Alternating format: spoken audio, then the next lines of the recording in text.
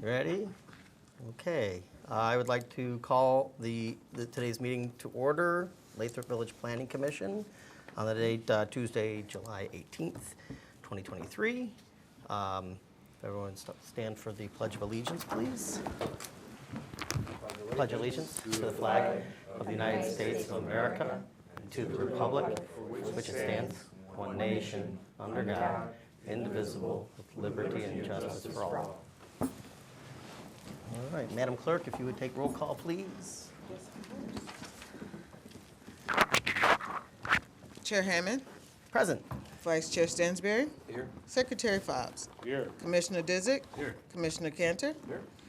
Commissioner Powell. Commissioner Tamarelli. Present. Mr. Chair, you have a quorum. Thank you very much.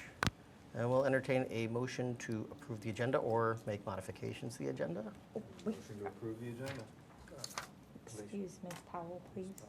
Oh, we do need to, I'll entertain a motion to excuse Commissioner Powell, who gave notice she would not be able to be here this evening. So moved. Second. Moved and seconded. All in favor, please say aye. Aye. Opposed? Commissioner Powell is excused. Thank you. Now we'll entertain a motion to approve the agenda. Motion to approve the agenda. Second. Moved and seconded. All in favor, please say aye. Aye. Opposed? Agenda is approved. I will now entertain a motion to either amend the meeting minutes from the Planning Commission meeting of June 20th, 2023, or a motion to approve the meeting minutes. Motion to approve the meeting minutes. Second. So moved and seconded. All in favor, say aye. Aye. Opposed? Motion carries. Meeting minutes are approved for June 20th, 2023.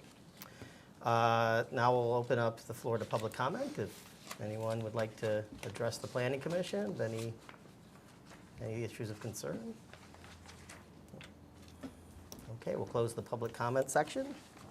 Move on to old business and tabled items, of which we have none on the agenda. So we can move beyond that item, and we'll move into new business. And the first item for new business is a site plan review for the address 26780 Southfield Road for a business called 44 Burrito. Yes, sir. Good evening, everyone. I'm Eric Peach with Giffords Webster, City's planning consultant. The city received an application at 26780 Southfield Road for a restaurant in a vacant tenant space. This is a site that had received approval for site plan back in 2020.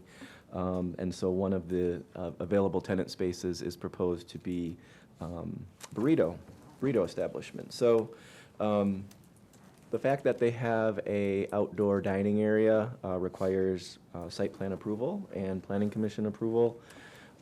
So our review kind of focused around that element of the site plan.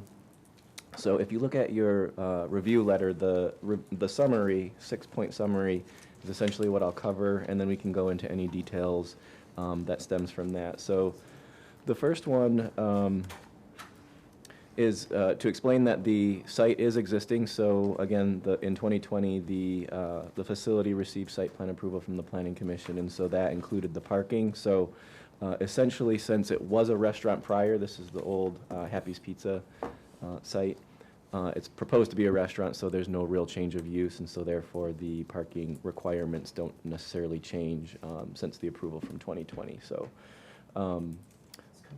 Number 2, the site plan shall show the fence enclosing the outdoor patio. So within the ordinance, there's a section for outdoor patios. So number 2 and number 3 pertain to that section. So those are more of just some nuances related to the patio itself. It may have just been an error on the plan or just a line that wasn't shown, but the area that encloses the patio should be fully enclosed. Number 3, access to the patio shall be demonstrated to accommodate barrier-free access, so ADA compliance. The site plan identifies an existing dumpster enclosure on the site, so we just want to make sure that the standards of that are being met per the ordinance requirements. And then number 5, the plan shall indicate if any exterior lighting is proposed, given that there's going to be an outdoor use or element to the site. It's possible that there could be some outdoor lighting, and if so, the standards of the ordinance for section 5.8 should apply. And then lastly, number 6, again, just reiterates about the parking and the fact that, again, the use as an outdoor dining facility would require planning commission approval, and so an aspect of that would be whether or not it's a size that would require potentially additional parking spaces. What's proposed is roughly 130 square feet of outdoor dining area, so not large, but according to the calculations within the ordinance, if you were to apply parking standards to that, it would be roughly 1 to 2 additional spaces for that particular use. So that's essentially what you'd be under consideration for this evening. There's also a structure proposed. You'll notice that on the plan it shows that there's a gazebo, and I believe it was this afternoon that there was some images that were shown as to what the intent would be for that structure. Nothing significant, just some kind of covered area for outdoor dining pleasure. So with that concludes my presentation. Happy to answer any questions. But otherwise, I believe the architect is here as well. Great. The first question I had was about the fencing around the patio. So the summary from Giffords Webster refers to the outdoor dining area. This is item 7A on page 6 of our packet.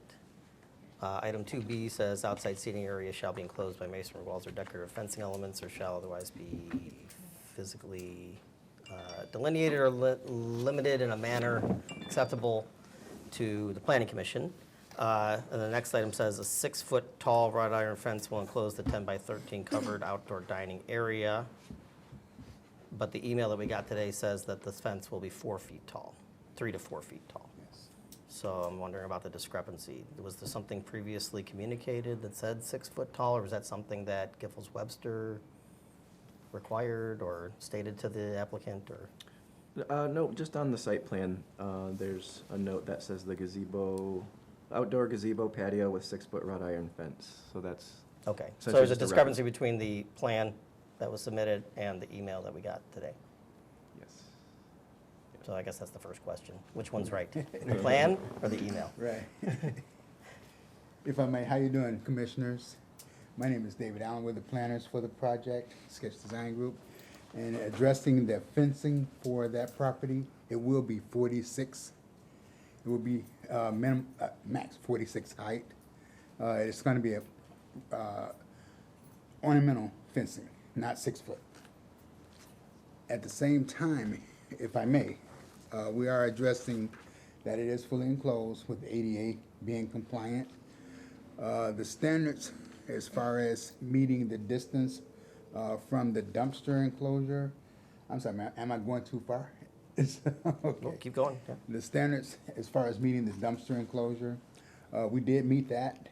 We met also the standards per the ordinance, distance from the fire pump as well. Fire pump, hydrant. Fire hydrant, yep. And there is going to be lighting underneath the canopy. Nothing that's down. That's going to be. It's going to be down lighting. Nothing that's really bright. However, I am asking if you would consider this as well, while we're looking at doing this proposal, if there's a way that we can expand it a little bit bigger. As you can see, the area that we're looking at is what it's this kind of small area, but we would like to expand it a little bit more if we could. So you'd be expanding to the north, right? That is 'Cause correct. you don't really have room going to the east. No, we don't. Yeah, okay. You'll be leaving the existing wood fence that is part of the ventilation, protecting the ventilation equipment, and it's sort of, the space will be just in front of that towards Southfield, if I look at this right? That is the intent, and the applicant is here as well. Okay. Actually, we're gonna make the fence higher up, because it's hiding the ventilation Yeah. system.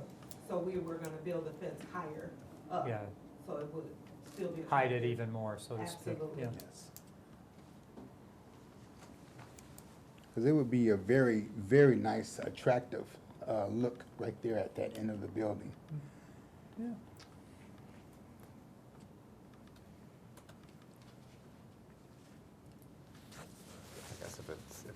make it wider, they just have to make sure that it's, doesn't impede on the required setback from the fire hydrant and from the dumpster. That's the biggest thing. Yeah. It cannot impede on those two areas because they need to be accessible, obviously. Let's see. Question regarding the, I just want to make sure I got the words right here. The picture shows umbrellas, the statement says canopy. You said canopy, but this says gazebo, which It's- are all three different things. But So I'm like- trying to figure right. out which, It's gonna be a gazebo. Let me clarify it. Like speaking out the right way, it's gonna be a gazebo. so Although based the- on the picture that we received earlier today. That, exactly. Okay. Similar The to one that that. has a dog in it? Yeah, we were wondering if the dog comes with. I sent Susie a message asking if the dog comes with. Question we wanna know. I'm not sure about, I'm not worried about the dog being in it, but that's what it's supposed to look like. Right. So, Go ahead. Commissioners, if I can clarify. So originally, I was looking to do umbrellas and, tables.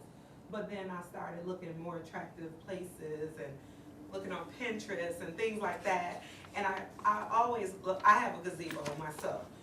The problem is I didn't know how far we could go, how large. If we can go larger, then I definitely wanted a gazebo. So that would be the idea, the gazebo. But we gotta have it longer enough to qualify for the gazebo. Do you know the size that you need for the gazebo? The 22 by,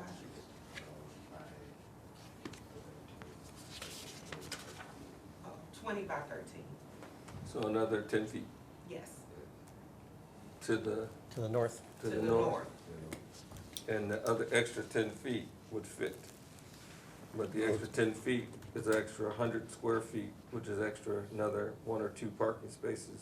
Will we still fit? Probably Four more. If we're saying, Well, it's 2 the first time and then 2 more, so. I think you might have an issue with the fire hydrant at 20 feet. yeah,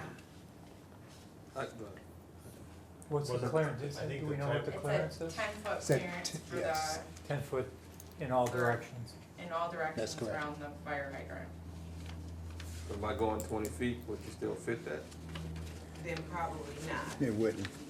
So that's where I needed clarification too, because when I had spoken to actually a fire chief who had told me fire hydrant, but you know, every city is different. That's fine. So my understanding, he said, fire hydrants can be up from a patio area as long as it's supposed to be, I forget if he said 5 or 8 inches around is dirt, and then the cement is around that.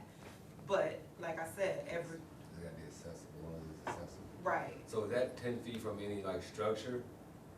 Is that what it is?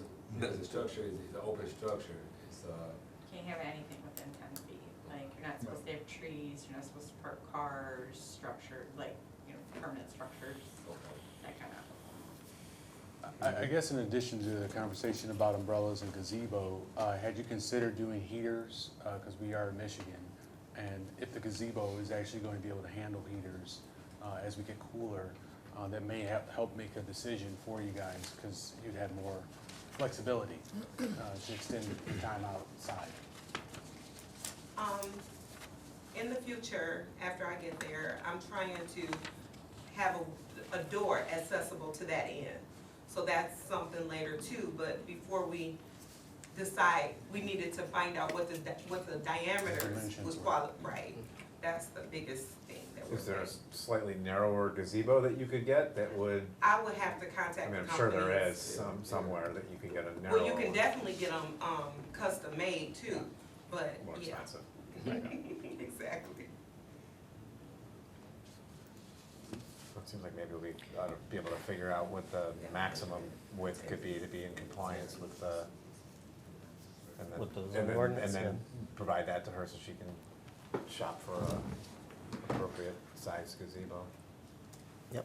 So on the drawing, there's just an arrow pointing to sort of an area, and then there's a call out at 20 feet. The center of the fire hydrant is at 20 feet off of the north end of the building. Is that what you're showing in the diagram? Actually, that is from the outer edge of the fire hydrant. Okay, To the- but to the wall of the building, That's correct. okay.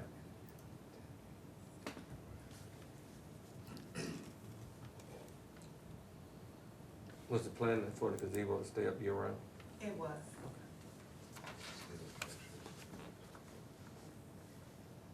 And you mentioned that you, in the future, would potentially install a door to be able to get access, so I Yes, imagine so that they don't have to use the front entrance door. in the short term, you'd have to deliver food and remove from the. Well, we're primarily a carryout. That's carryout. You know, you can dine in, Yeah. but you mostly are gonna get your food And and carry it out. yourself. Yes, That makes sense. absolutely. Okay.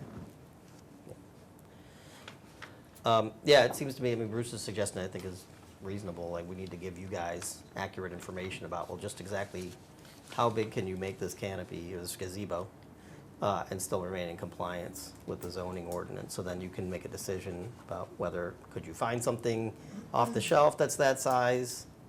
Do you want to invest in something that's custom built and meets that size? Or some other solution, obviously. Maybe not have a gazebo at all. That's up to you Well, as and the 10 feet 10 is feet. to a permanent element in the ground, right? Yeah, So there could be an overhang, that would that be allowable? Can you have an overhang that because it's a goes fire over the hydrant, I 10 don't think feet? so. I don't know, That's gonna change the look though. yeah. Contemporary. Sort of like a, Contemporary things, like a portable umbrella, be located there and then moved back? The issue with that is that, or the I mean, I would defer to the fire chief on what his preference is, but the requirement that the area be enclosed by a fence, so you're then enclosing that fire hydrant, which then presents, yeah. you know, the access problem that I believe the fire department would have an issue with. Commissioners, can I ask a question? So if I did tables with the umbrellas, I wouldn't have any issue.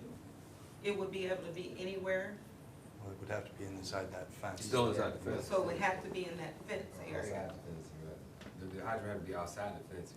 Yeah. Yes. So tables and chairs couldn't be next to the hydrant either. Right. Okay. Because the The- fence can only be 10 feet from the Yeah, so building, not 10 and then you feet need from the 10 hydrant. feet to the hydrant. Okay. I mean, it looks like you're kind of stuck. That hydrant is a problem.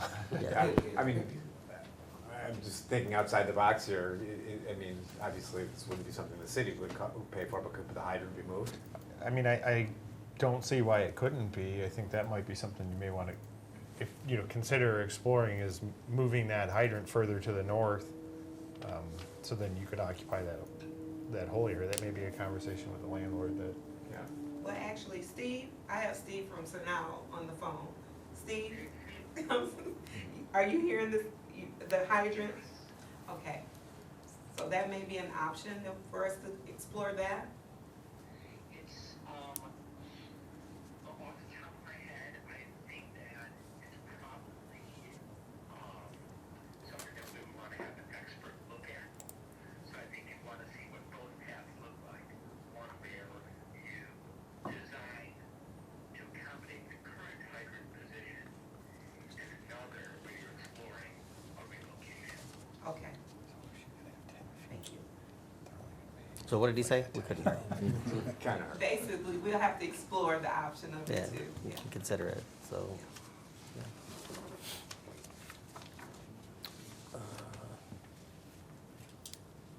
I mean, for me, that's the only issue with the entire plan. Everything else seems within the ordinances and completely acceptable, so. So another question, commissioners, since this may be something we can't do this season, I want to, of course, but I noticed that Panera has umbrellas and tables, I think it's 2, that sit on their sidewalk. Is that acceptable? Good question. What do you think, Susie? Technically, they're not supposed to occupy required sidewalk under, and they're supposed, are those enclosed or not? No, Not it's if they're on the not. sidewalk. On the front. Okay.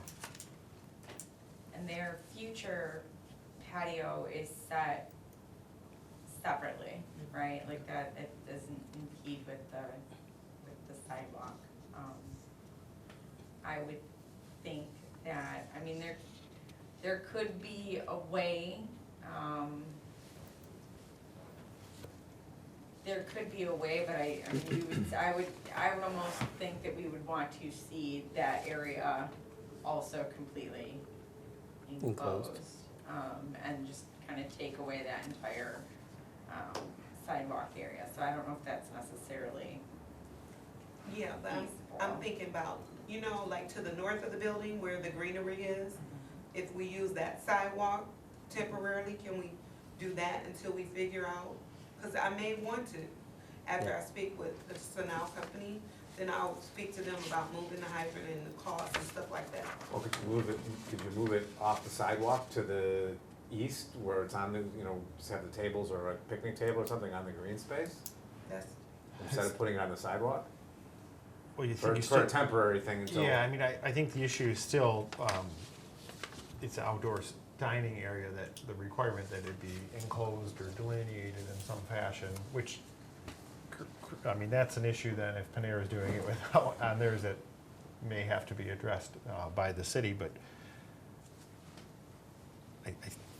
unless council wishes to revisit the ordinance and direct her to the zoning board of appeals in the interim, I don't see how they could. Is there a special temporary use that we could recommend?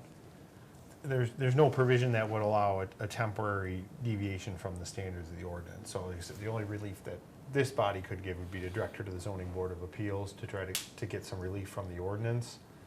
Again, that would require a showing of a practical difficulty or a hardship, which the existence of the fire hydrant is really not, doesn't rise to that standard. So I don't see it being a fruitful endeavor for them to go down that, to seek the variance route.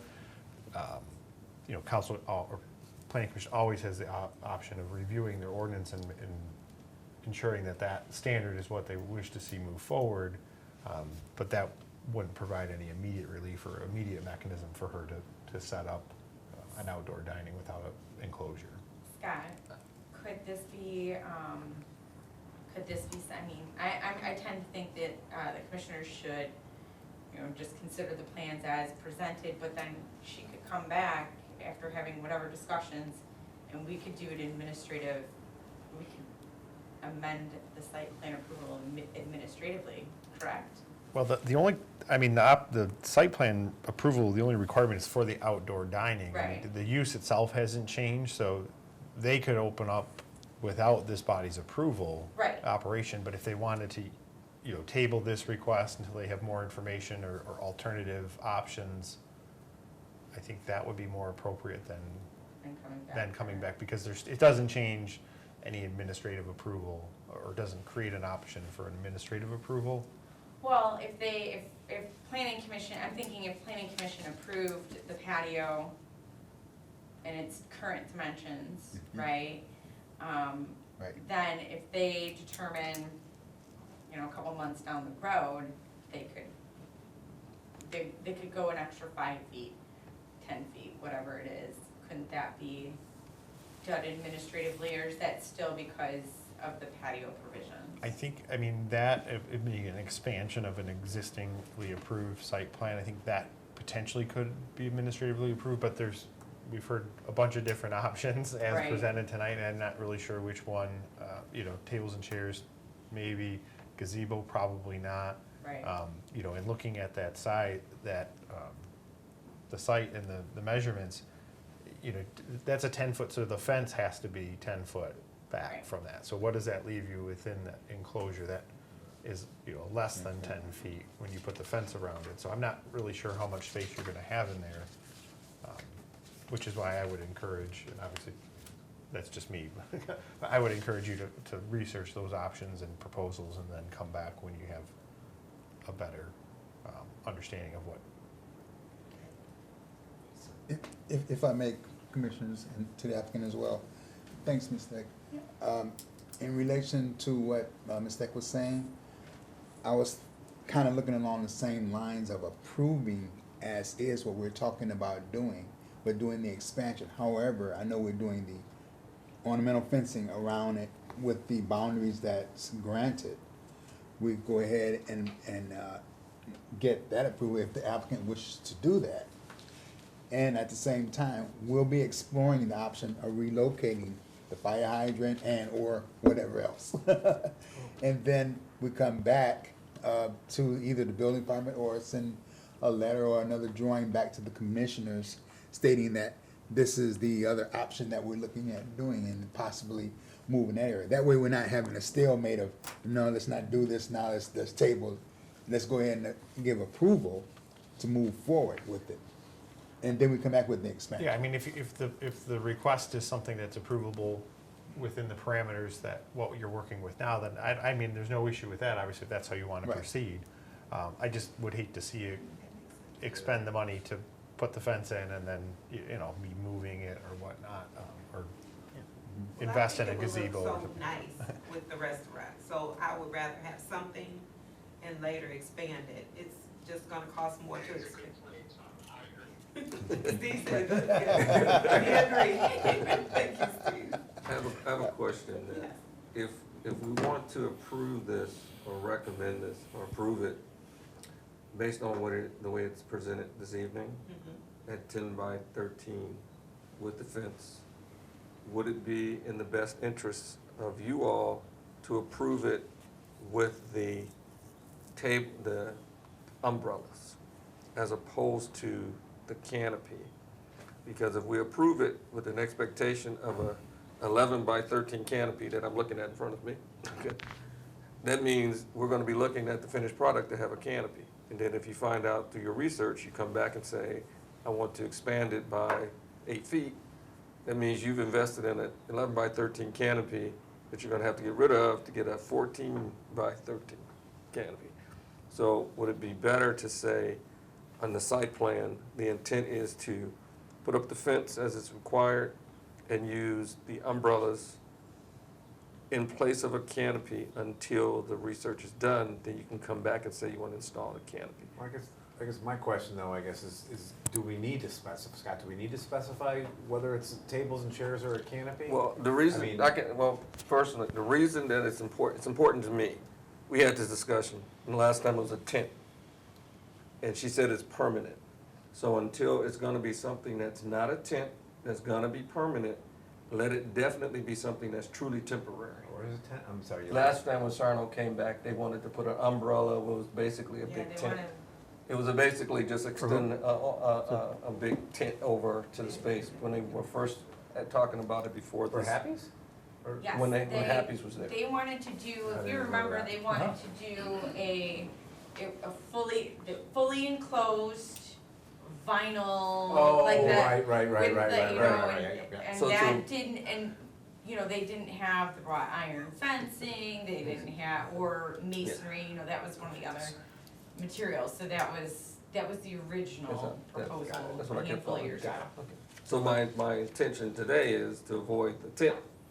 Yep, all right, I see what Is to you're simply saying. say, hey, the site plan is fine based on everything that's required. It hits the space, it hits the square footage, it hits everything. I'm just simply saying, say in the site plan, we intend to use umbrellas and tables as opposed to the picture gazebo, because if you come back, you've invested in a gazebo that you can't use. No, I But if you totally can't, but if you do your research and come and find out you can expand, you can always replace your tables and chairs with a gazebo. Correct. That's Gazebo over the tables what, and chairs. but either way, Replace the tent. the goal is not to have you invest in something that you may not need until you actually have to invest in it. I guess it's important. Honestly, I appreciate you putting that thought to me too. I'd rather have just tables and chairs doing it smaller anyway. I think it would be more beneficial to me, and then I could always use the tables under the canopy if it's extended. future. So, great idea, and thank you. Great. Well, and 10 by 13 isn't that large. I know, I And know. those are gonna be small top tables, right? Exactly. It's gonna be, But you still have tables, you still can sit outside. yeah, And it still fits the plan. Right. And flexibility. So Yeah. you're not talking about permanence now. So I think that's what Les is really getting to, is the permanent nature of the tent. We've kind of kicked that down the road for more exploration. I'm sorry you won't be out there in the winter. Sitting under an umbrella. It might be 3 igloos. You never That's know. true. There's that option. But at least you have the flexibility. That's where I'm going with this, is temporary. Right. So that, I mean, if that's okay, or if that's agreeable, if that's, No, I'm okay. I'm kind No, of, I'm okay I don't with know who I'm looking at. Right, Yeah. I'm okay with that. Okay, you're okay with it? It fits Giffords' recommendation, and it's okay with the architect? yes, it is. So now the question is the people sitting next to me, if it's okay with them? Right, is it okay with you? That is the only issue that I have, was just the size of this and the closeness to the fire hydrant. I mean, So maybe sounds like a Jason, good solution. so maybe Jason, we should close it, if there's no other comment from the client or the architect, then we should probably discuss it just to see if there's anything that we have, and then go Sure. from there. Yeah. Okay. So, did you have something? Will? No, I was just trying to make sure. Yeah? No, I get it, dotting i's and crossing t's. Personally, I didn't have any other issues with the site plan. No? So if that's the case, then, so the site plan that we have in front of us is proposing this gazebo, so obviously it would need to be adjusted to represent the fencing Chairs. and umbrellas. It's just basically Or it's an outdoor patio. Outdoor patio, that's really pretty much it, right? And It's then just an outdoor the patio. assumption is that anything else that's there would be not permanent, right? Exactly. So it wouldn't need to be in the site plan, because you could, Correct. right. Okay. So what's the? Actually, Jason, I do have a comment. So, See, do it. no, we're approving, but one thing that I might want to add is right now, the plan still says 6 feet, to your point, and you may want to change the language just to say outdoor patio, so that way, when we actually look at a document, and we may not remember, several months from now, we actually have, we're starting from the right base. So we'll modify the plan to fit the actual size of the fence and to actually state what we all agree we're gonna, okay. Right, so administratively, then it's exactly clean. what we said. Yes. Well, and just to further that point, just, can we please make it a condition that they submit revised plans? Yes, There we go. there we go. Now, since we're discussing among ourselves, the igloo issue, those require power. No, I don't do igloo issues, so, they require power. So do we have to say there's gonna be power supplied to this so that they can do that in the future, or is that something that gets addressed outside of us? They don't require power in and of themselves. If you want to put a heater in there, the heater requires power. The igloo itself doesn't require the power. Okay, So you okay. can run an extension cord from anywhere. Okay, I don't know, okay. Most of them that I've encountered utilize those propane heaters that don't require power. Okay, I didn't know. Yeah, there's another neighboring city that has some that were propane. Okay. I don't, when you don't know the igloos, you gotta ask. Okay. Does the city allow the igloos? We don't prohibit them, but. Okay, that's all, I just wanna make sure. Since this is us talking. That was a free, between us. There you go. All right. Great, okay, so we're ready to entertain a motion. So the motion needs to be, let's see, let me think about it. That they'll resubmit the site plan with the corrections to the fencing, the outdoor patio, and non-permanent furniture on the outside. Second, you just made the motion. And require, And require. Resubmit. I started with resubmit the plan. okay, and you seconded it. Yeah. Okay, so the motion is moved and seconded. Is there any other discussion about this? Okay, so all in favor of the motion, please say aye. Aye. Aye. Opposed? Okay, the site plan is approved with the provisions we set forth, and you're good to go. We appreciate Thank you, it. Commissioner. The most important question is, when are you opening? Yeah, we want burritos. Yeah. You will be Thank you seeing, for Cerno too. Oh, sure, of course. You're welcome. you will be seeing my wife and I, we will be walking there all the time. Wonderful. We'll have an ice cream machine with churros. Oh, sure, that sounds fantastic. Thank you, Commissioners. Thank you for your time, really appreciate it. Take care. Great, okay, so we'll move on to the next item of business, which is item 7B, a discussion about laundromat zoning standards. No, I'm staying. I'm gonna do your facade stuff. I'll get you. Okay, thank you. You all have a good evening. You too. Yes, you too. Thank you. Thank you. That's right. Will they be parking a food truck on? Laundromat zoning standards. Here, ready. Yes. So there, Go. Not ready? It's all good. I'll get there. So we've, as we discussed last month, the city received some interest in laundromat use.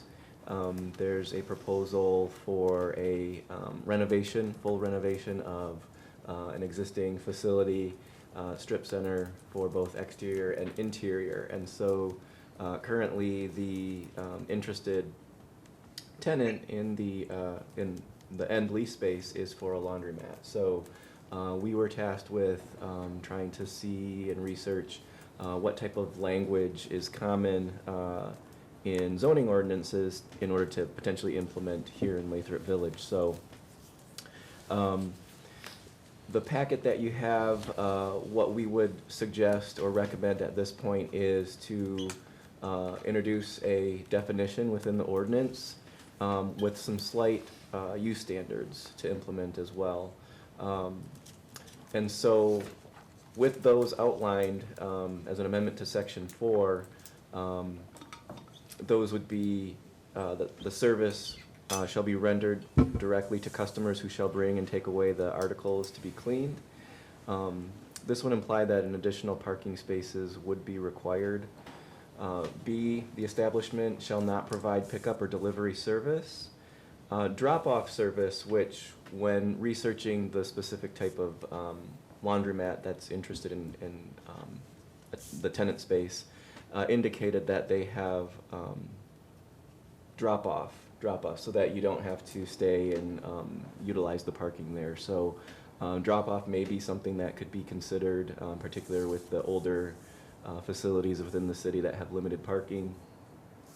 Section C, the customers shall operate the machines provided to do their laundry, to do their own laundry, which is self-explanatory when it comes to self-service laundry.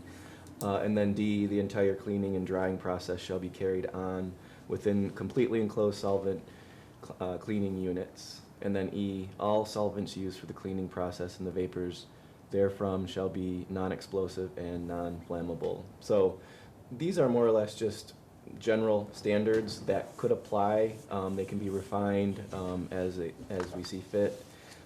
We also talked about some concerns with the additional standards such as noise, waste removal, and smells, which would all essentially be reviewed under current code, current ordinance requirements for those standards, but we can certainly massage those details and implement them specifically within any amendments for laundromat services. And then the districts where they would be potentially permitted. So the one in question right now is within the CV, Commercial Vehicular District. Mixed. Oh, is it mixed? I'm It's sorry. mixed It's use. mixed use. Sorry, stand corrected. But the other districts, if any, that would potentially be considered for that type of use. If you looked at the memo that was sent, there was a list of comparable communities within the area that we were able to research. The one standard that was pretty repetitive was the parking standard, which would be one parking space for 2 washers, I believe it was. So that seems relatively reasonable. But of course, parking at established facilities, particularly such as in Lathrup Village, I don't know if that's unique here, where we would have to look at different parking standards. But again, the standard that we've researched was relatively 1 parking space for every 2 washers. So we feel that hopefully with the standards that were presented, that gives us kind of an outline of something to go off of, and based on your response or the general feel, we could potentially set a public hearing for next month. But if that's a little bit premature yet, we can still hash out some more things before we get to that point, so. Okay. Got a couple questions. Can you explain the logic behind item B? They shall not provide pickup or delivery service. What's the reasoning for not allowing that? Again, it would be preference. So the idea behind it, I believe, would be for parking impacts. So if you had pickup or delivery service, then that would mean that you'd have an extra parking space for the vehicle doing the deliveries and pickups. I've seen it in different municipalities, it's fine, but if there is parking restrictions or impacts to parking that are negative in Lathrup Village, then that would be the reason why that would be a standard. But again, it's... In those other communities, are those then required to have their loading, unloading space? I don't think it's necessarily a loading space per se, but it would just be an additional space to fit like a van, you know, a more utility-sized van. But that again, van would be taking the place of the person coming and doing the laundry, so in a way, it's, pardon the pun, it's a wash. Oh, you were waiting for that one.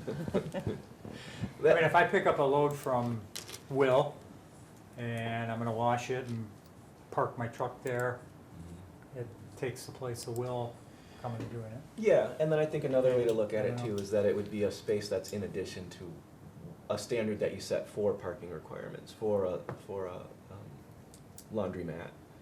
So in any case, if you were to eliminate that standard from the section, then the space for a pickup or delivery vehicle would have to be independent of the requirements that you set for the parking standards. And the overall language would have to change, because if there's no ability to do pickup or delivery, then A changes and C changes. Because if I'm doing delivery service, then I have to operate my machines, but then it's being delivered to me, or vice versa. It's being rendered directly to customers, but I'm doing pickup. I don't agree that A would change, because you could still be a customer who brings in your laundry and then comes back and picks it up later, and they're doing the washing it for you. In those machines. In the same machine that you would use, but you're not there to do it, you're just, So they're washing it, but then the customer shall operate the machines. that's the one that's. Right. Right, so I just want to make sure that we're looking at the language. There are some, well, it could probably be debated A and B or A and C, but that probably B, if that changes, then there's probably some triggers in some other bullet points. Yeah, and then my other question was in the definition. I'm asking this because I don't know, but I have to imagine that the term coin operated is probably dated. Yeah, I was thinking that too, so that can be something that can be edited. Or pay for use or something like that, pay for use machines. Self-pay. What's that? Self-pay. Self-pay, there you go. If it's actually operated by a third party, does that make it commercial laundry? I mean, I know that sounds weird, but I actually don't know the definition of commercial versus. Yeah, I think that's one of the things we're trying to do here is differentiate the standards that we're talking about here from something like a dry cleaner. By third party, do you mean the facility itself? Yeah, so washing your laundry? Yeah, so if they're delivering it to me, or if they're the ones that are actually washing it, I'm just trying to understand the difference between what we're defining Right. as coin operated or whatever the term is going to be versus commercial, and what are those delineations between the two?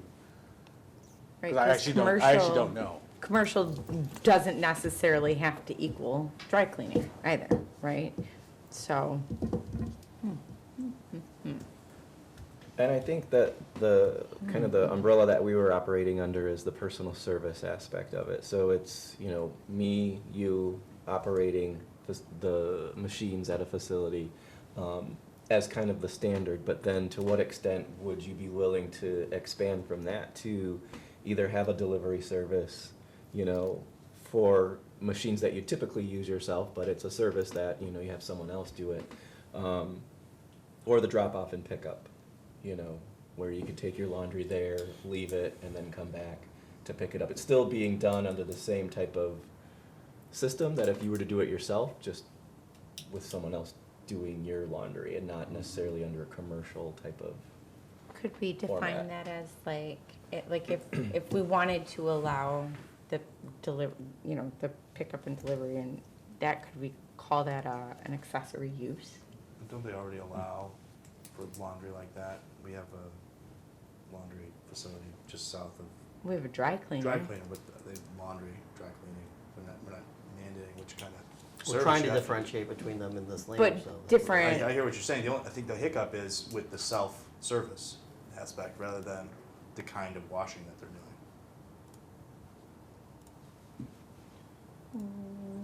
Ish, I mean, that's a dry cleaner, this would not But they have don't- that They don't same. necessarily dry clean everything. And nobody's self-dry cleaning. No one's anything in the dry doing cleaner. no one's self-cleaning, so there's drop-off and pickup, and, they use both types of laundry services, and that is allowed, but the one that's the sticking point is the self-service aspect of it. I think it's a good point. I think Different districts. the focus on having the additional standards specifically for the self-service ones is because that's a use that's gonna require additional parking. I think that's really what it comes down Yeah. to. We might be splitting hairs a little bit over who's actually doing the laundry or who's, putting the money into the machine. The issue and why this is being called out separately from those other facilities is simply because of that increase in demand for parking. So That's a you're, good point. if you're gonna have, they may offer delivery service, they may offer pickup service. That be the case, they're still gonna have, 20 washing machines, which is gonna require 10 parking spaces for, potential customers that are gonna come in and utilize those. They may have, additional machines in the back or something that they're not gonna take up their floor, and that's who's gonna do the laundry. I mean, I don't, to me, that's just a regulation of the use, the traffic intensity. It is the cleaning and who's doing the cleaning. I don't know that that's really anything that we need to regulate or get into. Because, that's why that's permissible down there, and we're talking about increasing the standards for this type of a use, just across the street. So if it was actually the 2-to-1 ratio, as defined from other cities, then that's where delivery comes in, because you may need 2 spots. Yeah, and that's where, so you may need an additional spot for that delivery vehicle, but you're still gonna require, again, the impetus behind this is that you have a potential operation there that has a very limited number of parking spaces. And so you wanna make sure that you're not allowing for a situation where now we've got traffic or, customers parking on side streets, or we've created an issue for the other businesses in that center, they don't have any parking. So those are just, I think, the thoughts. I don't think we have And I to go think- too far down that road. No, on but who's doing the laundry. if we think about it from that perspective, then I think it makes sense to keep item B that prohibits pickup and delivery service. No. And if we don't agree, then I think we need to entertain having an additional clause that says Right. the additional parking spaces need to be available. Right, so for one delivery vehicle. one space for every 2 machines. If you have pickup and delivery, an additional space is required. If you have pickup and delivery, and you have drop-off, because every laundromat has drop-off, it won't matter. They're not gonna have enough parking spaces anyway. So I guess the question really is, do we intend to address the fact that it won't matter what we say here, they're not gonna have enough parking? We need to address that. Well, for this particular location. But at some point, Lathrup doesn't have enough parking. So there's no reason to just focus on, yeah, you can say, I agree, make it 2-to-1. They're still not gonna have enough parking, so how do we address that? Someone comes next to them, it requires 15 parking spaces. They're not gonna have enough parking. We're still gonna have to address that. So how do we address not having enough parking in a community that we know we don't have enough parking, but we still want to get the development to bring the services? That's my question. Yeah, that's. So, I mean, I think B should stay, and I think it should say that they have the ability to have drop-off. I don't know why that's not on here, even though we talked about it. But the question is how do we address parking in general? Not just for them, because it's not just gonna be their issue, it's gonna be more. The burrito place could blow up, then they're gonna need more parking. They're gonna take over parking from someone else. How do we address the parking issue?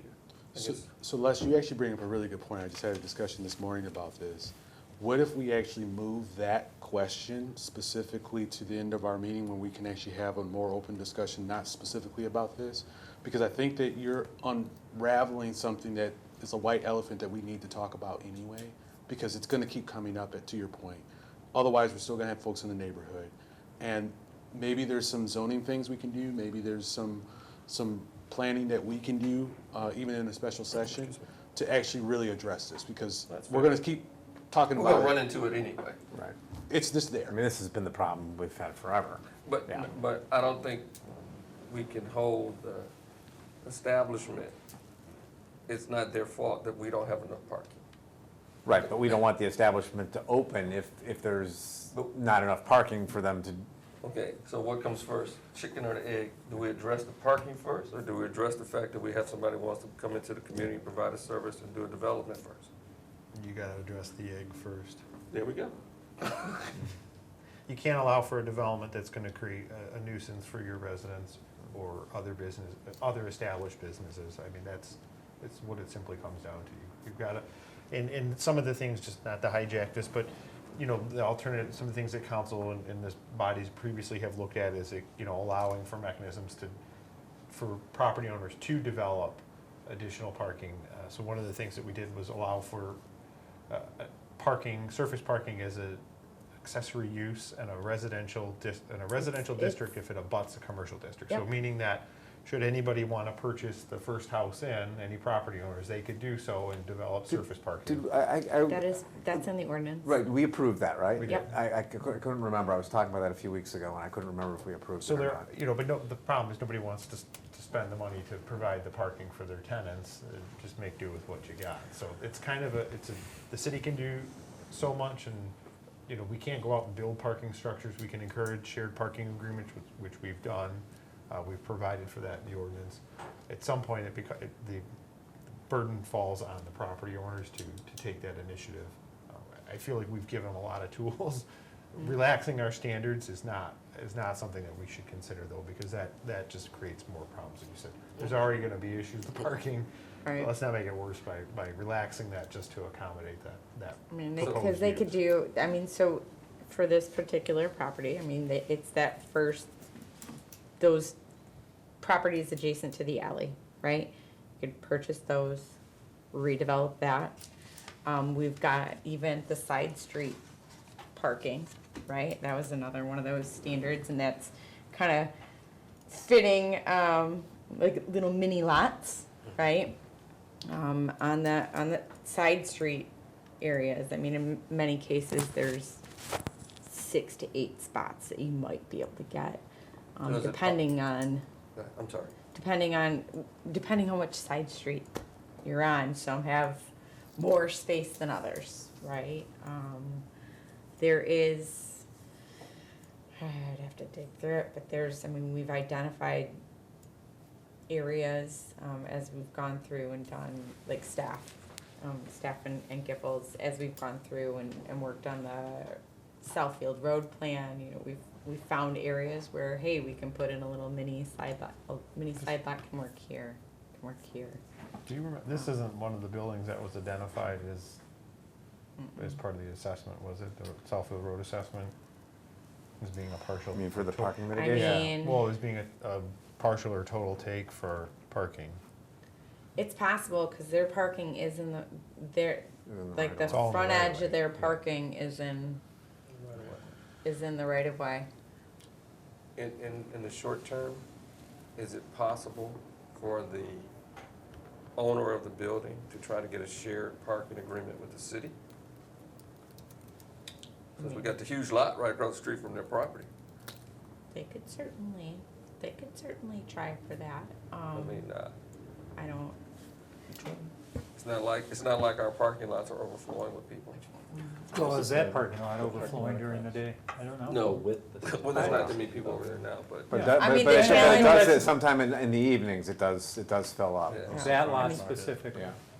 Yeah, I mean, that was what I was gonna say, is that we do have events, right? And that does That's fill up something and, that was actually- No, Right, North, so- south, no, north. it's possible, I mean, he should also probably pursue, an encroachment license for the back. but, you know, really do it is entirely, what's the phrase? You can lead a horse to water, right? So they have options. He's got options. How many spots do we have available, if I recall? Oh, you mean in the spot? Yeah, for just currently right now. I don't think, I they're turning that back The one just south. way earlier. South? I think it's this one, isn't it? South It's of here. It's the first one. It's the Yeah, yeah. first one going over. immediately It's this south of us. 23? So there's 23 sounds about right, plus 40, roughly 46 out front. Yeah. I guess what I'm getting at by asking about the number of spots is however many spots could be allocated for that business currently, given the current parameters, we multiply that by 2, and now we know how many can currently be installed for this potential tenant in that spot.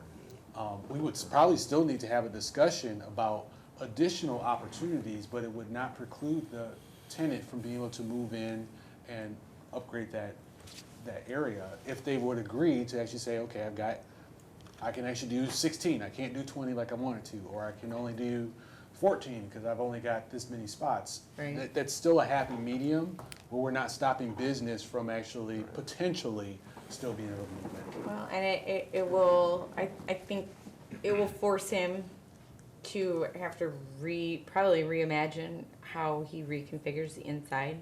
Well, I was right now, right? Well, I was actually thinking even hookups. I can Right. actually install 14 of them, knowing that, okay, well, I've got to talk to the city, and I got 6 more spots that I've already hooked up, because if I'm still want to have 20, given my business plan. Right. Great, well, that means that you might have to have conversations about partnerships. Right. But at least it allows you to clear the requirement if we so chose the 2-to-1 ratio. Right, and let him make those the rest of it choices. You got to keep in mind now, if you do that, as the business owner, you are now getting into my return calculation. That's correct. All right, if I can't make money on 16 but only on 20, I'm out. Right, well, they may say that anyway. And now he's out simply because we all can't come to agreement on a couple parking spaces, and that's a problem. Well, from where I sit, that's a problem. Because there's no reason to drive someone away because we know we have a parking problem. So why don't we just address that? Because addressing the parking problem is a much more complex. That's not the issue. You're gonna have it for any business that shows up. If we get a company that shows up that wants to put in another big restaurant because they just think it's a great place to be, they're gonna need 20 parking spaces, and then we're gonna say, no, we don't want you here Fridays because you don't have enough parking spaces. And I wanna say that doesn't make sense. We should talk about parking. And I think if I was living here and I was thinking I wanted to walk to eat at that restaurant, I don't like Fridays, but if I was gonna walk to eat at the restaurant, I would say, so the city had the opportunity to have a Fridays, but they turned them away because we couldn't come to an agreement on parking. What kind of sense did that make? As a resident, I would be looking at us going, what kind of sense did that make? We need to address the issue, the white elephant in the room.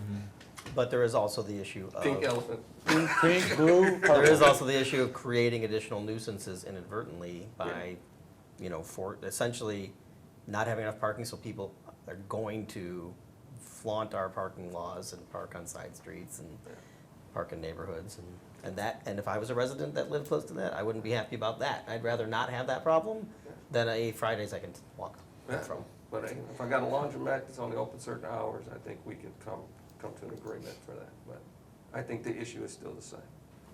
We're still dancing around the same purple elephant. It's a parking issue. And it's only gonna get worse if the county or the state or whoever decides to do it ever comes through and redoes Southfield Road. So we can either wait until they force us to address it, or we can start to try to address it early. Well, they kind of forced us already, so Right. we did prepare in That's February. on the plan. Yeah, so in February of 2017, as part of the Southfield Road environmental assessment, the city was required to, and they did adopt a resolution identifying their parking mitigation strategy.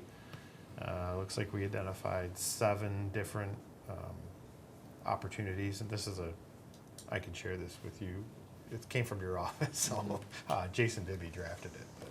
But, evaluate desktop review of parking requirements based on current zoning, on-street parking incorporated into preferred preferred alignment design, on-street parking incorporated for side street and opening dead-end streets, identifying strategic lots within 500 feet for shared parking, identify any loons impact parking impacts, and consider removing trucks from Southfield Road. That's probably not gonna happen. Consider amendment of residential zoning district to allow parking as an accessory use, and then mitigation strategies for inclusion in conceptual stage relocation plan. So those, I mean, a lot of these things that you're talking about tonight, these are not new issues, and these are issues that, you know, the city has attempted to address. But I just wanted you to be aware that this stuff has, you know, there has been some work on this in the past. And that was from 2017? Yeah. I remember that. And I don't have the original, for some reason I can't find it, it's probably at my office, but the actual assessment that identified the parcels, and I wanna say this one here is one of them in particular.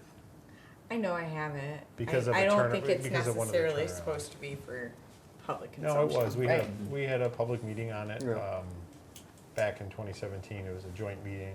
Oh, we've had other meetings since, we've had more recent meetings in 17. Okay, but have Right. the parcels changed? I'm fairly confident I've got a much better version Okay. of it. Cause we had to do,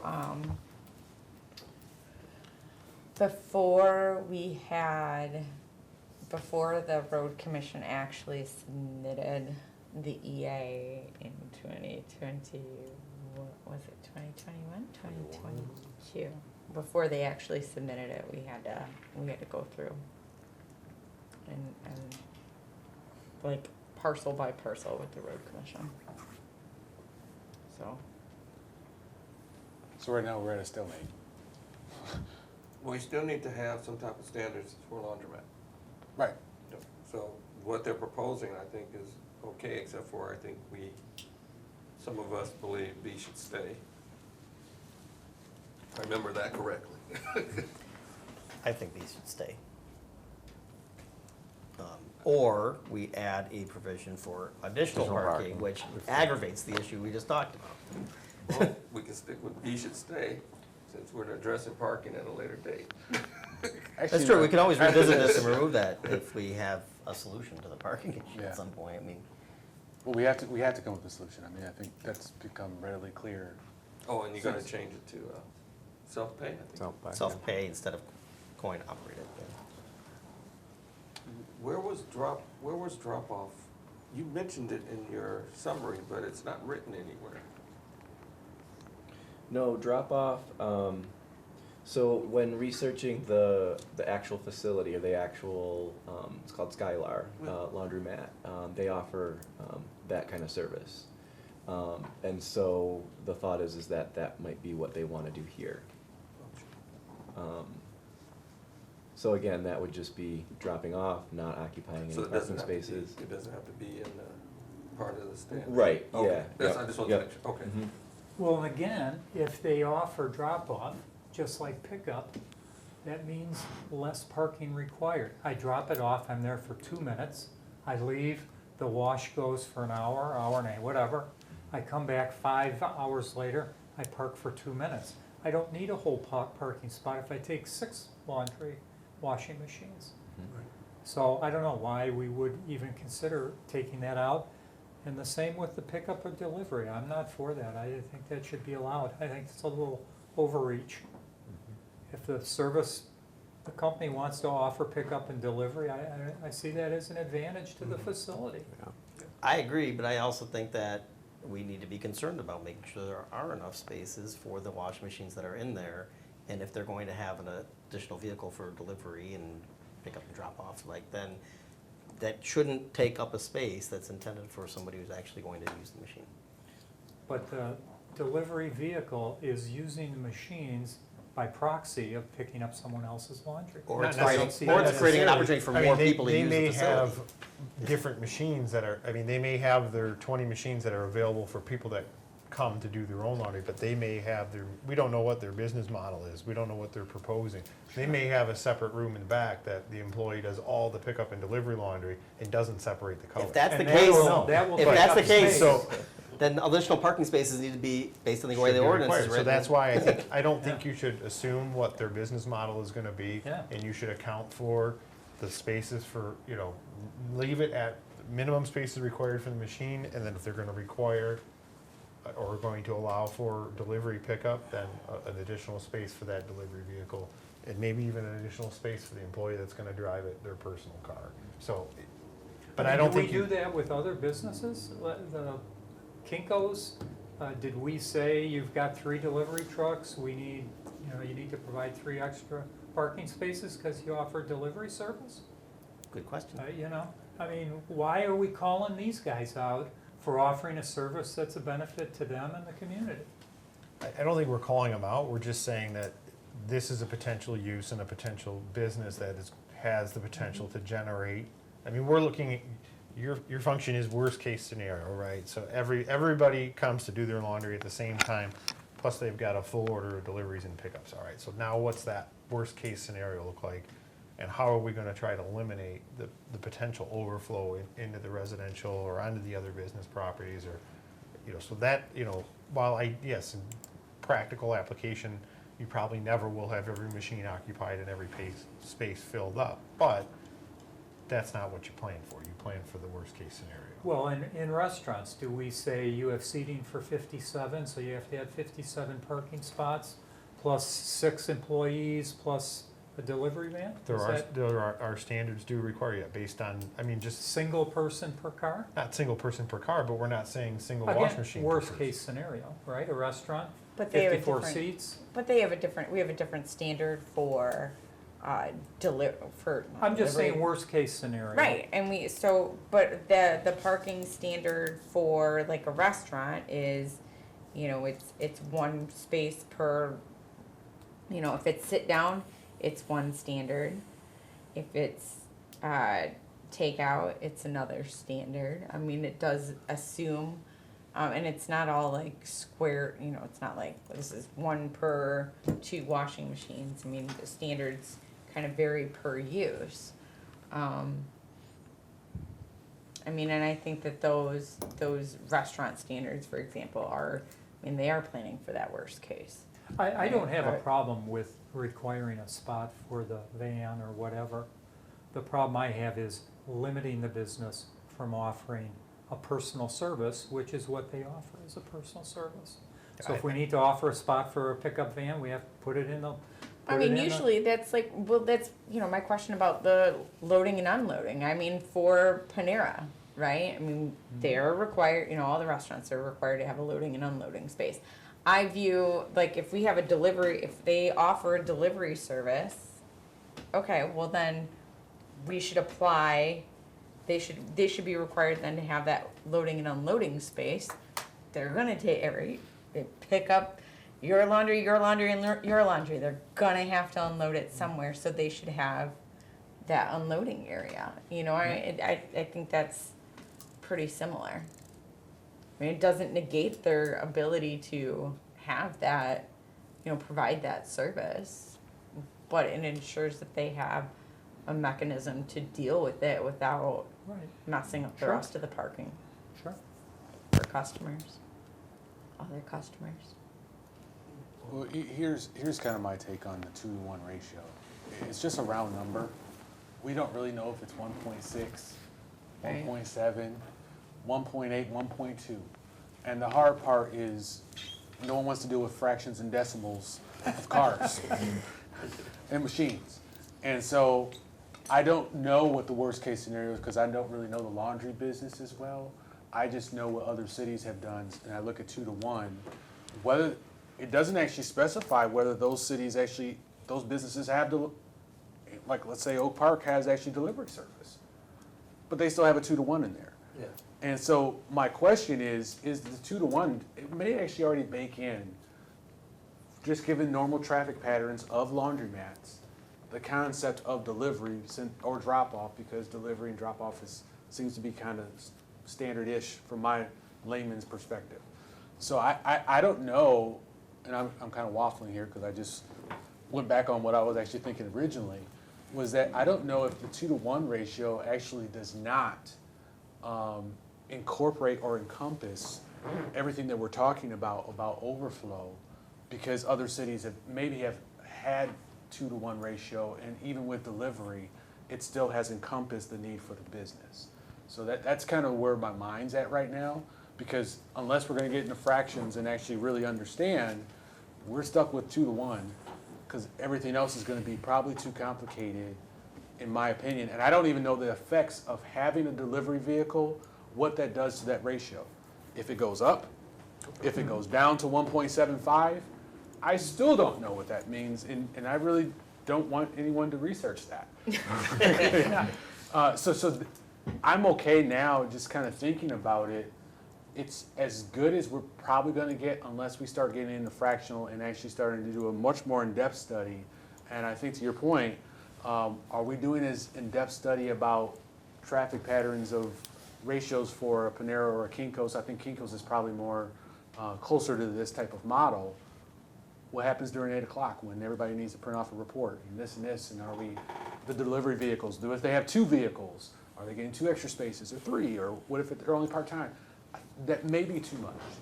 And so I guess I'm a big fan of the 2-to-1, just thinking about how deep we would need to go to really answer this question effectively. I agree. 2-to-1, I think, was fine. It fits the other communities. It keeps us in line with everyone else. I think based on the list of the standards, that I don't think that would be an issue. I guess cleaning up the standard, we would still, if we keep in pickup and delivery, how do you clean up C? Where, it says the customer shall operate if you have pickup and delivery. I have another question about C as well. Do other cities have any restrictions on attendance in these automated businesses? So if it's a completely automated business, who's there? I mean, it could be video monitored, or there's We no didn't one find outside. anything, in regards to that. I did look to that specifically, but there was no language in an ordinance regarding that. That would be something else we would want to maybe consider, is do we want to have a completely automated business, or would we want to put into our language that we require Or one employee. one employee on site at all times? I think you start slipping into kind of dictating how this business does their business. Yeah, I have concerns how you're going to accomplish that within the legal abilities of how you can regulate use and zoning. And I get where you're going with it. I mean, having you'd want to have, especially something that potentially could have electrical fire or floods or whatever, you may want to have an attendant there, but I don't know that we can require that. Right. From a health, safety, and general welfare regulatory perspective. Yeah, that's kind of going full circle to what I said earlier, was what's commercial laundry?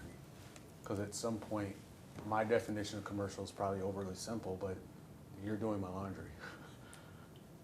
That's as far as I go with commercial. Exclusive. Somebody's making money off of me doing my laundry. Whether I They're actually have- engaged in commerce. They're offering a service. You're utilizing their machines. You're paying more to wash your shorts there than you would if you washed them at home. It's not even the more. Yeah, so basically, I don't care if it's 100 jerseys or if it's actually 1 T-shirt. Someone else is doing my laundry.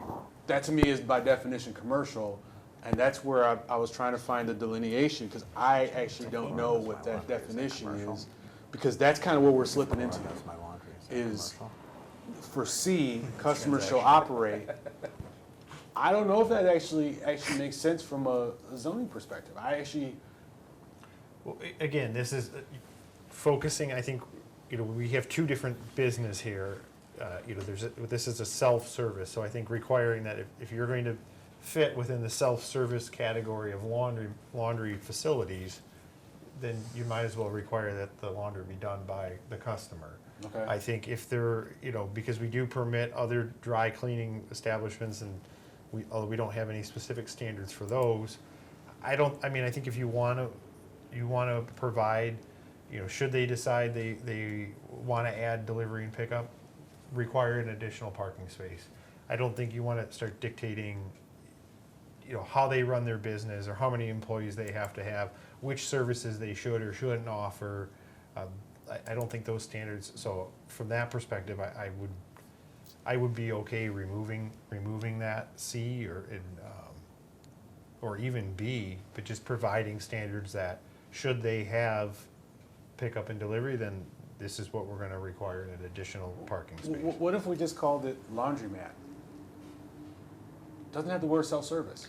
Oh, but then now you're may or may not be unnecessarily, to Les's point, excluding a potential business that doesn't have the use, the intensity, the traffic, the parking requirements that a self-service laundry facility would have versus, one that where you just simply drop your stuff off 2 minutes in and out, and then somebody else does all the work behind the scenes. So if you lump them all into one category, they're gonna have to meet those same standards, even though they may not have a business that requires those standards. Well, that's what I'm saying. If they have drop-off, pickup, delivery service, other folks are washing it, this is the same as a dry cleaning service. Some of the language in here actually looks just like a dry cleaning service, except we're kind of also calling it self-service at the same time. So, but think of it as a business that has, it's like the car wash that also has the dog wash station. So this is the self-service laundromat that also has a component where they're gonna, do your laundry for you. I don't think you have to lump all, an establishment that just does laundry for you in with a self-service. So I think, again, your focus is gonna be on the self-service component of it. Okay. And what are those additional requirements that you wanna make sure that you require so that you're preventing those types of things that we talked about earlier, the overflow, et cetera. So if they, and I just really more for clarity, not for this particular topic, is if it was a laundromat, dry cleaning, washing, and they were 100% automated, we would not have any of this language wouldn't even exist to them. We wouldn't be worried about parking spaces, that's for sure. Right, it's because of the walk-up, self-service, self-pay machines that drives the parking requirement. Or if they had half and half, because their model actually. Again, it's still, how many self-service, self-pay machines do you have that drive the need for parking? So the way for them to get around this is to have more automated. Potentially. A drop-off. But they'll charge a fee for that, which some people won't want to pay. They'll want to do it themselves and stay and watch their laundry. But now you've changed their business model. Right. Okay. I still have a question. Are we saying we're going to keep pickup and delivery for B? It's establishment Shall not provide? can provide. Or changing Or it? we're just May? taking, or we're just taking it out. Or we're just You taking can it just out. take it out entirely. So B and C can come out? I think you can expand, like I said, the definition, you could potentially expand that to identify self-pay machines that are operated by the customer, self-operated. And so that way, if you can easily identify, someone comes with a plan that has a bunch of machines that they intend customers to use, all right, these are the standards you're directed to up here. Now we're not dictating what their business model is. They could come with whatever, and then we can tell them how many parking spaces. By expanding that does not preclude them from providing the service to do it for you? Correct. Right. Okay, that's fine. I like So that. B comes out, C comes out. C merges into the definition section of what a Self-service is. self-service. C moves up to the definition. Gotcha. Okay. We're on the same page here? Yep. Sorry. Just trying to keep up here. Yep. One question, what's a solvent recleaning unit? A washing machine. It's a fancy word. Fancy term for washing machine. Okay. All right. Yeah. Okay. It's never easy. Well, we should just call it Washing machine? ESR then. We'll create our own term, right? It's like everyone looking at it is like, what the heck's an ESR? You can appreciate that, right, Jason? No offense. Well, it would have to be Hey, Bo. ESRU. Got my right? GPS Bo, reports ready for you. Yeah. Bo, your humor is getting drier. Shut up, yeah. But that was good. I like that one. It's really time to move on. Yeah, I think But we need a motion, right? So I'll make a motion Yeah. we put You this can through give the me- ringer. and set I was the, gonna say, someone's neck's about to be wrong. We should, set public if hearing. you want, I don't think you need a motion at this point unless you're directing that the public hearing be scheduled. Then we would direct, a motion to direct the public hearing to be Right. scheduled. With the changes that we recommended in the. Yeah, so the definition. question, how quickly do we want to move on this, right? I mean, if we want to have a public hearing at the next meeting, then we need to Right, do this now. yeah, so I'll make a motion to schedule a public hearing for our next council meeting, our next planning commission meeting with the language cleaned up as we've specified here tonight. Second. So moved and seconded. Any other discussion about this? Okay, all in favor, say aye. Aye. Opposed? Motion carries. Public hearing will be set. Thank you. Okay, item 7C, discussion about mobile food vending, also known as food trucks, zoning amendments. Yeah, so I've had, 44 Burrito is a food truck that is found its permanent brick and mortar location. She actually never approached me about having operating her food truck in town, but I have been approached, numerous, small handful of times over the last few months about businesses hosting food trucks at their location for, I've had some of them for private events. For example, Style Guru had, she had a food truck at her pop-up retail event, right? She's trying to get customers to her location. She's hosting, sales and special events.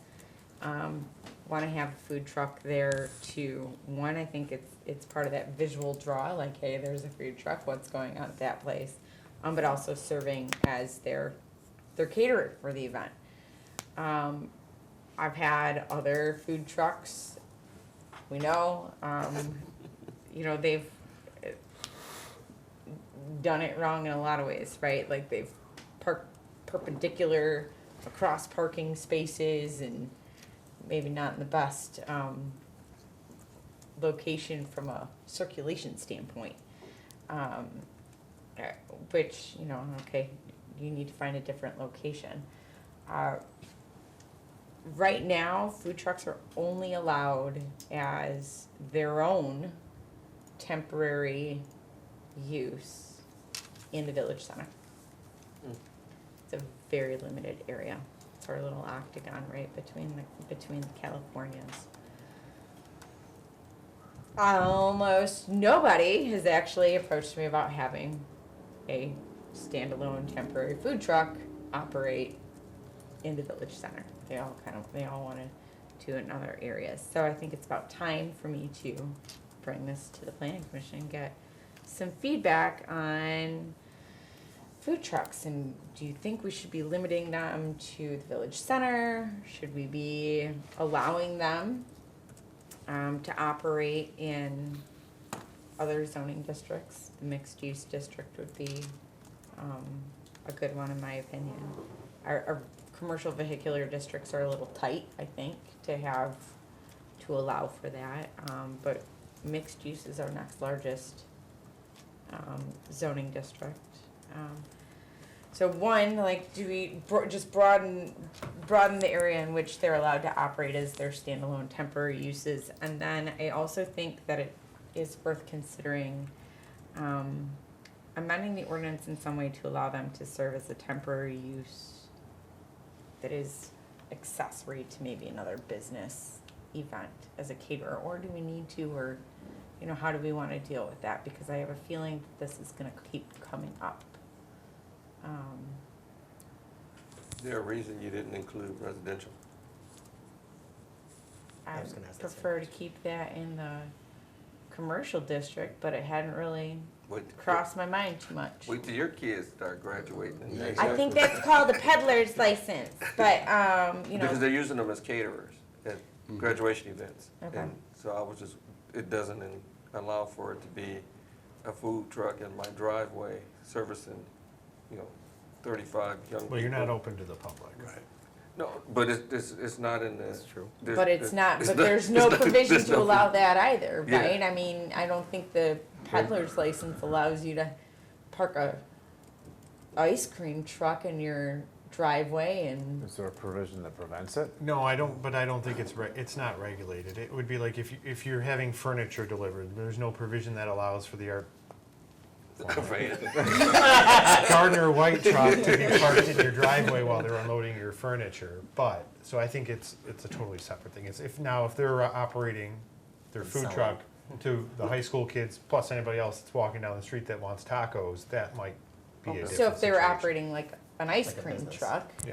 then, Well, yeah, but that Then- would be like a peddler's permit that would, yeah. okay.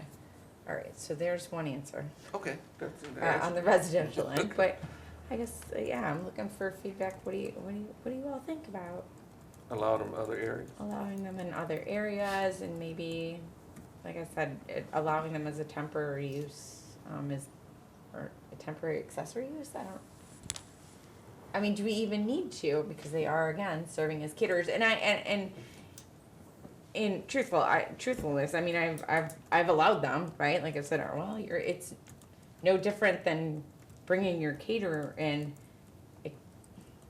For your caterer sets up in the except, I parking mean, lot. except your caterer is generally gonna have their food on the inside of your business as opposed to the truck, which Oh, yeah. by definition of being a food truck has to be outside, right? You're not gonna, Is there a reason why you did 3 days? I'm assuming it's for a weekend event? But is there? I can't honestly tell you why it's 3 days. Maybe, Scott, do you have any? Holiday weekend? I don't remember. That's what I was Any thinking. inclination? I don't know what the justification may have been for saying 3 days, right? Here's a question. What is it that you think would be best? Would it be best, because of the food trucks are common now, Right. to allow for them to be in other areas is only commonplace? Because you're not gonna get them just right here. And because where you're allowing them is where most of the businesses that can accommodate them would be. It's just making a provision that says it's allowable now, so that it's something in writing is really, we're trying to clean this up, basically. Yes, we are trying to clean this up. I think they should be allowed in the mixed use district. I could see that. Do you think that the ordinances should be different for mixed-use district versus village center? I can't see a reason why, other I than don't just really- limited parking. Like, I mean, I'm thinking about, food trucks have been in the parking lot at City Hall for public events, right, and sold and, But right? I mean, I view that a little bit differently, right? I mean, one, we're in the district where it's allowed, right? And they are, again, still part of an event, right? The Yeah, they're not there of in their my own. opinion, the ordinance is written more as like, hey, I'm just Susie's sweet truck and I just wanna, you know, Park it here for. park it 3 here weeks. for a day or two. Maybe I do good business, maybe I don't. If I don't, Okay. see you never. That's how I interpret the ordinance to be written. And it doesn't really. It's hard to apply as part of an event, right? Okay, So here's an example, I think, so I can make sure I'm following. There's a food truck that my godmother frequents. okay, It's, I guess, highly on some social media. okay, And what he does is he identifies where his truck is going to be. mhm, And then 50 million people show up to get this food. mhm, And then he's done for that day or maybe 2 days. And then he says, I'm gonna be in Ann Arbor this day, I'm gonna be in Sterling Heights this day, I'm gonna be in such. That's the kind of trucks you're talking about, not something tied to an event, just someone who wants to bring their food truck. So if he said, I'm gonna have my food truck located in Lathrup Village on Friday from whatever, he needs to know where he can be. is what you're- And that's what, but the way the ordinance is written now kind of supports that model. But not if he wants to, if he doesn't want to be in the village center. right. That's the only thing that doesn't support That, it. right, like. Okay. But the language other than which district it's allowed supports that model. The model that Susie's saying she's getting approached about is I'm a retail business owner and I want to have a food truck at my business to sell food as part of A bigger an event. Okay. that the retail Yeah. business is trying to do, which is, that's not. And, really and most On of a those are permanent outside basis, of the or- village center. It would be a one-off. Still Also, yeah, 3 days. also outside of the village Okay. center, and no, not as a Yeah, permanent, okay. yeah, and definitely more Yeah. temporary and just as part of an event. So outside of what that you just said, really the biggest change is in allowing them within the mixed-use area. Okay. That's the biggest change, but I don't think it's the only. No, but that's the big change. That's- Theoretically, in a mixed-use setting though, then a business could have a retail front and their business could be renting their parking spots for a rotating food truck. So Ooh, I if hadn't it's thought about outside of that. the city center, in the mixed-use area, somebody could have a very small office and then use its spaces in its parking lot as its restaurant. And that would require. No, well, they could try, but It it was requires limited at least three 3 parking days. spaces for the mobile food unit, and it's based, so there are some parameters. If you got a small one office and you're actually rated at only 2 parking spots, you actually can't do it anyway, because of how the language currently reads, so You you'd never have enough to. parking spots for your customers and also the food truck. That's right. So there are some, like, I was looking at, you can have as many food trucks as you want. Well, you also gotta have as many spaces as you want, and we haven't addressed that yet, but that's coming. You're just trying to get I back. think Mark's point, what if the business was, I'm That providing a food truck parking spot, so that 3 days 365 days divided by 3 days is 111 slots that they sell, and all of a sudden now it's a restaurant spot, right? Is Since, that, like, the lot that I'm thinking of would be at 12 in Southfield, where the lamp store is, that entire strip, right? If that Right. were the model, they have all those parking spots, couldn't they put 3 food trucks in there and still have plenty of parking? Well, no, that's commercial vehicular. Let's see. That's in Rutland. It's a different Right, I district. mean, and that's Oh, I probably like the that only idea. commercial vehicular spot that actually But you has. still need to have enough parking sufficient amount spots of parking. for however many people the Taylor's supposed to have, be able, to have parking spots for their business and Olga's and the hair place and the lamp store. Right, so they still have to have enough parking spots as. Well, I mean, in the ordinance future, maybe requires. those businesses aren't there anymore, I mean, and so now we're just talking about the So you're saying like farthest the east building. The storefront is And empty. not the north building, not There's no the, business operating inside. where the lamp store is currently, and the business is itself. But even still, there's so many parking spaces there, you still might be able to do it. Right. But it's CD. Right, Is the vacant lot near Lincoln mixed use? yes. So if I bought that lot, I could have a recurring food truck in my vacant lot. I mean, and If we change this, if you changed where it's allowed and you changed the 3 days. No, he would have a different food truck that would have to Oh, a come and different- get oh. a. so I can have Then 2 yes, food trucks every technically, I 3 days, I suppose could you- swap them out I in that suppose lot. you could, yeah. And then we have a food truck corner. Food truck corner, That is, that property is for sale. business model. But it's for sale with the building next to it, isn't it? It's independent? They're independent owners. Yep. That's interesting. In fact, just as a complete tangent, the Primerica building was purchased by a different, It's already been different purchased. group of individuals, so. Cool. I know that's not coming before you, that's just going office, so. But, Well, I agree, I could see adding mixed use. all right. If we add mixed use, do we need to address the 3 days limit, or just we're comfortable leaving it? It's potentially 9 days. So I guess the question is how long, what's the average time your food trucks have asked to be in their spot? A day. So the 3 days is still okay? Yeah, I don't see, Still more I don't, yeah. I have not seen any issues with the length of time. Okay. Just the Right. locations. Just the locations right now. But I mean, I've seen models where it's a truck, Right, but it's been there permanently. Oh, It's yeah. it's parked, that's where it lives, right? Oh, yeah. And so it's an auxiliary business to the business inside, let's say they sell widgets inside, but these sandwiches go great when you're playing with these widgets, so, they're gonna have, it's a great spot to have this. and cool it, yeah. Or, cool it, a yeah. wine store with a sandwich shop outside. Right. But right now, they couldn't do that. They couldn't. Right. They'd have to go to the ZBA. They could only do that for 3 days. Right, only if Or they they can had go to the 111 ZBA, different and food it would be really trucks. painful. Yeah, you'd have to make, Trusting Bo's math on that. yeah, but you could But only do we- do, would- I mean, is that something that few you should days address? You know, say, maybe this is a good idea, that, in certain areas. well, I guess if we follow what Susie's doing, the demand right now is just to to expand the area. Mm-hmm. And then we once we address that expand the later. area, then if the demand turns into A the number of permanent- Got days, it. then she'll be sitting here saying, 3 days is not enough, we need 5 days. But until that point, at least allow for them to be able to be in more areas. Is that- Yeah.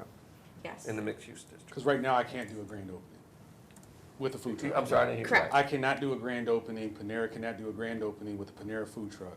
Panera could. Well, Panera's in the village, so That's they okay, could. fair enough. Right. I cannot do a grand opening for the massage parlor, let's say that they had another grand opening. You couldn't do it at the. 44 Burrito The Middle couldn't do Eastern it. place couldn't do it. No, that's commercial. There's But vacation. she's also a food truck. But, all right, for your eyes only. Somewhere. Here you go. For your eyes only. They wanted to do an event Yes. with a food truck. Yeah, no, Okay. Mixed use. yes, I think. But the Middle Eastern guy, I'm calling him a guy, okay, on 12 in Southfield could not have a food truck because they're not in the right area. Correct. There aren't any parking. I'm making sure so that we won't have see that truck sitting there. Right? I mean, But that's the wrong area. And the I reason think that for the area- that particular location is pretty tight. And when you look at the other, with the exception of Michael's Lamp Shop, I mean, that's the widest open space Right. in the commercial vehicular district. I guess maybe the AT&T shop is also Well, pretty large, but Why are we excluding it to commercial when technically commercial doesn't have enough spots to actually even satisfy the requirement? No, we're not. We're not saying mixed use. Mixed use. No, We're we're just just- saying mixed use. No, I'm saying, but if it was actually included commercial, we know that most of the commercial spots, it's a non-starter because they don't actually fit the 3-space requirement plus the, But we have to make sure they know that. Like the food truck that was out there near the Middle Eastern guy's restaurant, that's why. There's Because the they don't know that. There's the make sure they know that thing. Also, there is no demand coming from that spot or the AT&T store spot for food trucks, right? They're not coming to Susie and asking to do this sort of thing. So I don't think it makes sense at this point to open it up that wide. And if someone wanted to, like, say the new gas station, wanted to have a big, but it's an event. So It's an event's a separate issue. it's a separate issue. Okay, so this is just for the non-separate issue. We're back to saying it's okay in mixed use now. Okay. No, I'm not, I'm saying that's what we're I agree with discussing. you. Right. No, I agree. I'm not Les saying, has spoken. don't write it down. No, Les said it. No, I didn't write it down. I wrote it down first. Now I Right, just she wrote underlined it. it. Just want to make Now sure. it's official. It's Less underlined. Anything else you want to change? Hey, I'm just asking, I want to make sure I'm following. Now that I'm shivering here, I just want to make sure. well, even the 44 Taco, that's isn't that commercial vehicle? Commercial vehicular, Yeah. Yes. yes. Yeah, So they could not do a food truck in that parking lot no. for a grand opening. But if it is an event, that's a separate issue. Touche. You see, it's the event that helps give you the exception. We're talking about the non-exceptions now. Right. Back to mixed use. All right, I'm good with, I just want to play devil's I was advocate. trying to make sure I was following too. All right. I'm not sure what we're supposed to do next, I'm sorry. Well, we're gonna have to set a public hearing. Okay. I will make a motion to set a public hearing for our next meeting for allowing mobile food trucks in a mixed-use area. Second. Moved and seconded. Any other discussion? Since we're amending this ordinance, we were just talking about outdoor dining and enclosed seating earlier for 44 Burrito. But for obviously this, we allow for seating for up to 12 people, but there's no enclosure requirement. So if I was Miss 44 Burrito, I'd be wondering, Yeah, great question. so maybe, and that's why I said if the commission wished to review the ordinance, I think there's a conflict there, right? I mean, you're allowing for outdoor seating, We're talking about a dining. temporary, Temporary, but. I Only mean, 3 days. So I just, and it's mobile. She's permanent. okay. If you can sleep at night, no. Just throwing that out there, that's all. I think, Okay, well, we have a motion on the table. mm-hmm. So, all in favor? Aye. Aye. All right. Opposed? Okay, we have another public hearing set to discuss, or to present this modification of the zoning ordinance to add mixed-use district to mobile food trucks ordinance. All right, awesome. Thank We're you. gonna be busy next month. Great. Bless you. I'm shivering too. I know Okay. And you have on long This sleeves. is why we're jacket. I find it very comfortable. Moving on. No comment. Cuba. Oh, okay. Moving on to item 8 on the agenda, which is other matters for discussion. There are none listed, but there is one, I think. It has to do with email addresses for planning commissioners. Oh, from the last meeting. Oh, yeah, so I followed up on that with Sue. The issue, and the reason why everybody didn't get an email address is because it's $150 per person. Per year. Per year. So the suggestion is to set up your own email address on Yahoo or Gmail or something like that, so it could be, Les Stansberry Planning Commission, and that way you can just use that just for Planning Commission. That's what I'm gonna call mine. Yeah, Les Stanberry, Planning Commission? Okay. Me too. It's already taken. As long as you're getting it. It's not routed to my phone. Yeah, so that's the suggestion, so that way you guys can all have, all of your city email in one spot, so if there's ever a FOIA, they're not going into your personal email. It's a protection for, No, I got that part. I'm trying to get. That was my response too. Who is that's a whole It's- separate issue. yeah. Who's your provider is obviously, something's not right. Yeah.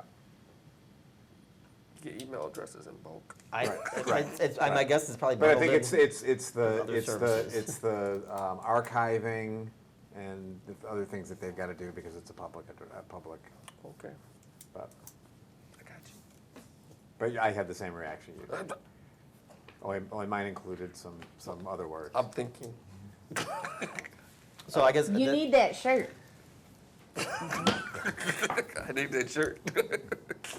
So the suggestion is, if you don't want to, if you want to have a separate email address that is used for the purposes of the planning commission, just create your own separate email address on your service of choice and provide it to Susie, and then All of us. and it can get disseminated through Susie to all of us, so we know. Gotcha. Or you can continue to use your own personal email address that you use for general communication like we have been. Is just understand that there's potential risk of having everything in your email FOIA'd. Gotcha. Are we saying that we want everyone to have this done by a certain date?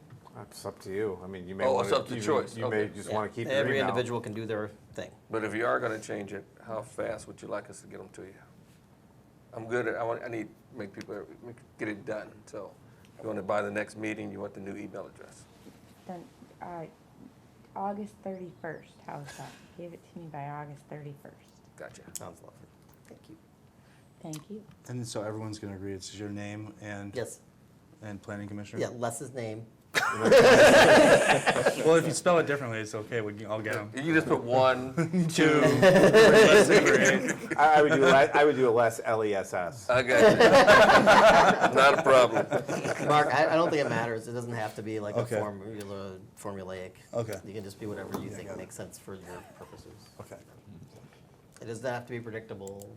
It's not gonna be published on No, the no, city's I website. just- so, Make sure. yeah. Okey dokey. Are there any other matters for discussion? Anybody wants to Yeah, bring the up? only one I had was, because we talked so much about parking, we probably need to either move that to another meeting or consider having a session, or, obviously, we're not gonna solve it here tonight, I'm assuming, since we're getting close to 10 o'clock. So, what's the next step is, I guess, for discussion? What does everyone want to do?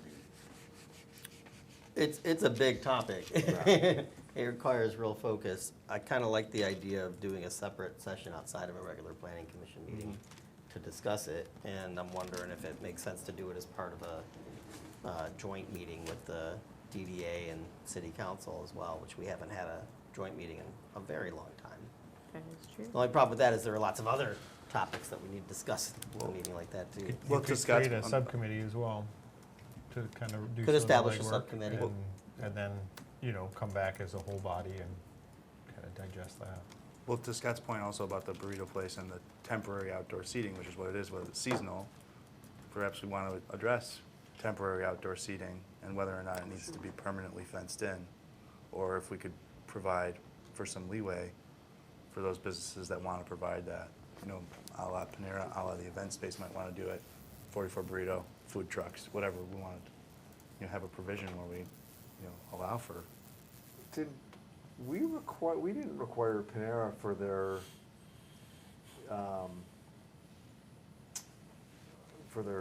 outdoor area. We didn't require that fence then, did we? I don't think so. I have to go back and look. I mean, it was a PUD, so Right. they have flexibility Right. anyways, but yeah, I mean, I don't recall having I don't a think we did. conversation about fencing and. I think we I made don't recall having we that did something about conversation. pavers, that they had to be decorative pavers. And or they may something have like a that. landscape buffer, but There's it's a- not. Yeah, there's a There's- whole lot of landscaping there. Yeah. But no, that was, and that's why I brought it up at that point, not to drag this meeting on any longer, but I do think it might, if we have in there that if they're gonna be serving liquor and alcohol, then obviously that would have to be enclosed per MLCC requirements. But for her situation, it's not like she's gonna have a waiter or waitress go out there taking orders, and just seems like she could put a couple of picnic tables and park benches out there and spread them around And in why that do you need a grass. fence for that? And so Yeah. why do we need a fence for that? It just seems like an unnecessary restriction. Yeah. Just that's my 2 cents on it. Yeah. Something for you guys to talk about in the future. So I guess the question before us is like, should we establish subcommittees to talk about parking and outdoor seating? I don't know if you need a For subcommittee for the outdoor outdoor seating. seating. I For think that's par- something you for could have parking, yeah. a Parking. conversation about, and you Yeah. could take a look at, we could collect some from other communities to see We what can go on a planning adventure we could, outdoor dining. for outdoor dining. Outdoor dining. For the 6 Field restaurants trip. in one night. There we go. Pub crawl.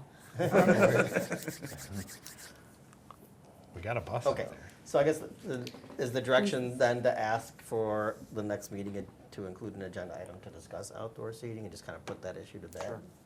Sure. So let's do that. Can we move this till September for out? Time to Because research right it. now, I know you're not gonna be there for next month. That's true. I'm actually not gonna be here for August either.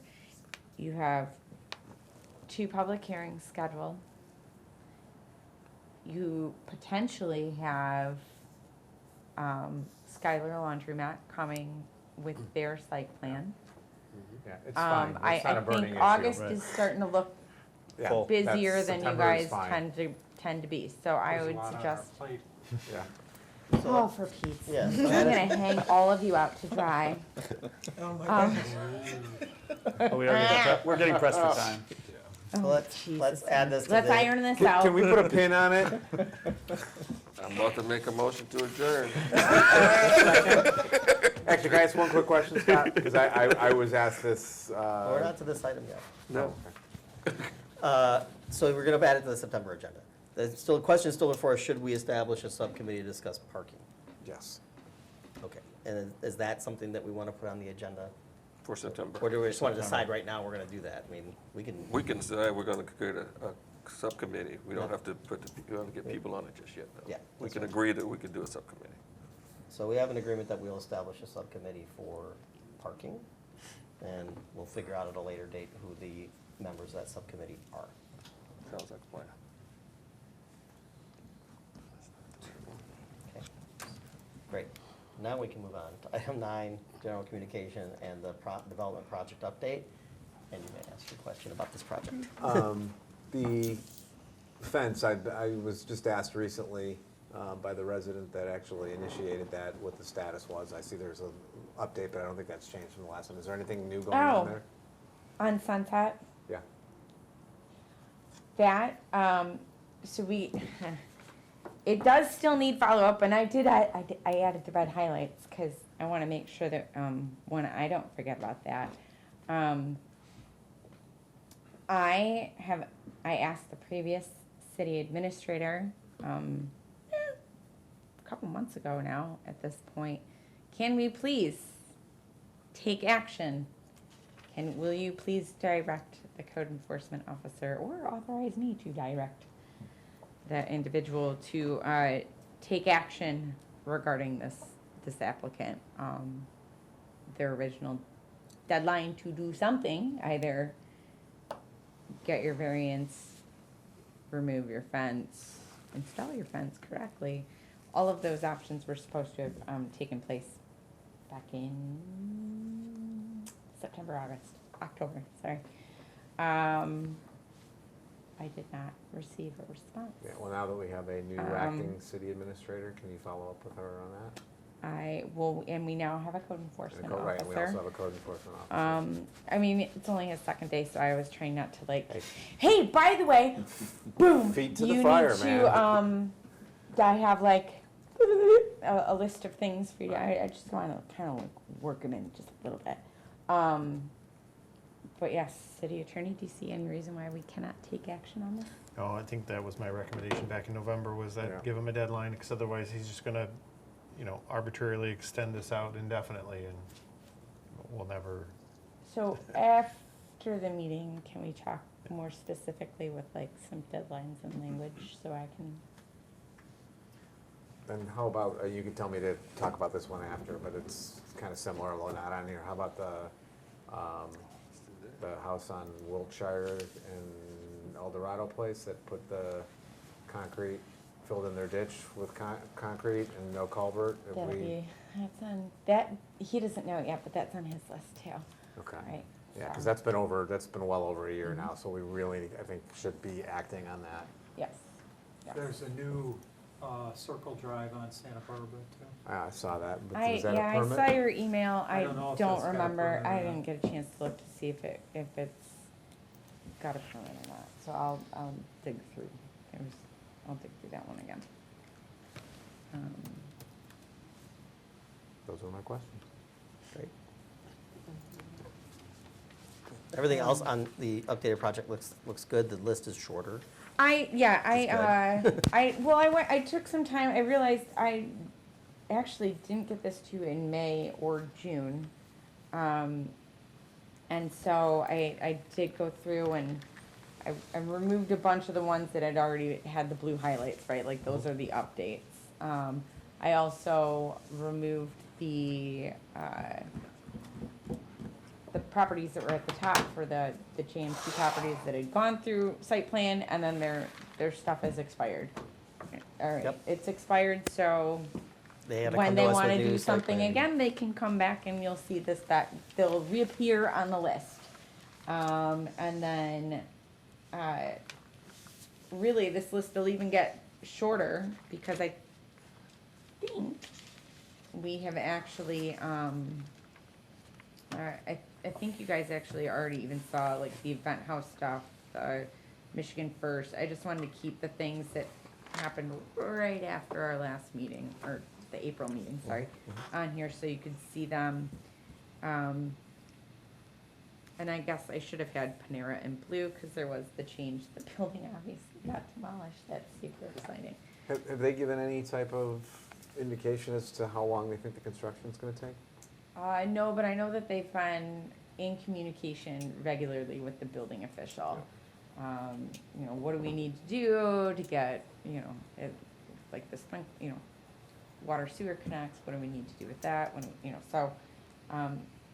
I don't have a date for when I expect them to start, actually constructing, but, they've been pretty good about keeping us in the I know they loop on typically that. tend to move pretty So, quickly, so. I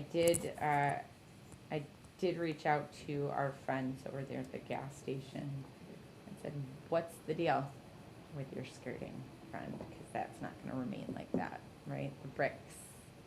The face bricks are not on the base of the monument sign yet. So, he addressed some of the other issues I emailed him about, so I'm gonna assume he's gonna get on that one. So, But otherwise, yeah, we're moving along. Moving along. So, any other questions on this? Okay, Motion to adjourn? so moved, Second. and we are adjourned. Thanks, everybody.